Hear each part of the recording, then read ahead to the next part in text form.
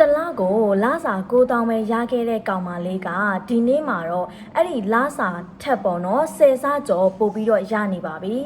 အားလုံးပဲမင်္ဂလာပါဧပြီမျိုးပါဒီနေ့မှာတော့ဧပြီရဲ့ဘဝကိုတစ်စစ်ချိုးပြောင်းလဲစေခဲ့တဲ့ turning point တွေတခုအကြောင်းကို sharing လုပ်ပေးသွားချင်ပါတယ်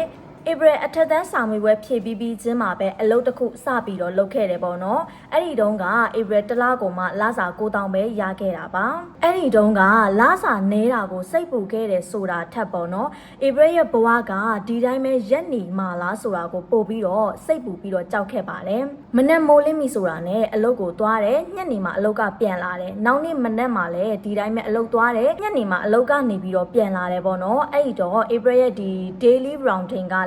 ဒီအတိုင်းပဲထက်ခါနဲ့ပြင်းစရာကောင်းနေပါတယ်အဲ့ဒီအချိန်မှာဧပြီစတင်ပြီးတော့ကိုတိုးတက်မှုရှိမလာဘူးလို့ခံစားရပါတယ်အဲ့ဒါနဲ့ပဲဧပြီအလုပ်ထွက်လိုက်တယ်ပေါ့နော်အလုပ်ထွက်ပြီးတော့တရုတ်စာကိုစပြီးတော့တင်ယူလေ့လာခဲ့ပါတယ်တရုတ်စာစပြီးတော့တင်ယူလေ့လာတဲ့အချိန်မှာလဲပေါ့နော်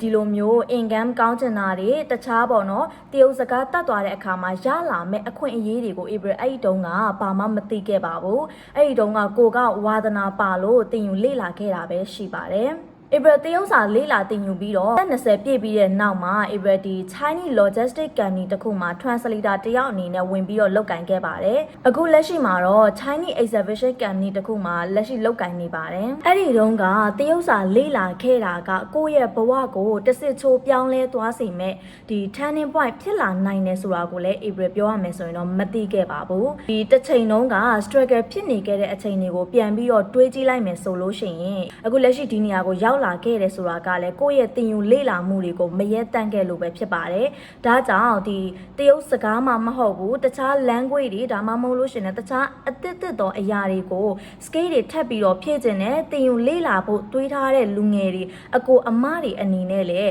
စူးစမ်းဖို့ဧပြီဒီနေရာကနေပြီးတော့တိုက်တွန်းလိုက်ပါတယ်။အရေးကြီးဆုံးအရာကဧပြီတို့ဘယ်တော့မှကိုလက်ရှိရောက်နေတဲ့နေရာမှာရက်မနေဖို့ပါပဲ။အားလုံးပဲနောက်ထပ်ဗီဒီယိုတွေမှာပြန်ပြီးတော့တွေ့ကြပါမယ်ရှင်။ကျေးဇူးပါ။